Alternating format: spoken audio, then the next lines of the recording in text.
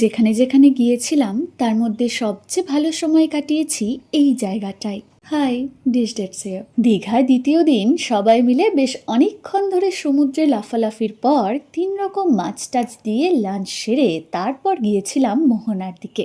এখানে সূর্যোদয় আর সূর্যাস্তের সময় অপূর্ব প্রাকৃতিক দৃশ্য তৈরি হয়। নদী আর সমুদ্রের সঙ্গমস্থলে ঢেউয়ের গর্জন, জেলেদের চলাফেরা সব মিলিয়ে এক আলাদা আবহ তৈরি হয়। মোহনার একদিকে যখন সমুদ্রের গর্জন, অন্যদিকে চোখে পড়ল একদল শুটকি মাছ। শুটকি প্রেমীদের জন্য স্বর্গ, আর গন্ধ বিরোধীদের জন্য একেবারে আগুন পরীক্ষা। তবু এই গন্ধেই লুকিয়ে আছে লোকাল ডেলিকেসি, খাঁটি, লবণাক্ত আর অনেকটা রোদ খাওয়া। ওল্ড দীঘার প্রবেশ মুখে দাঁড়িয়ে আছে এক গর্বের প্রতীক, বিশ্ব বাংলা গেট।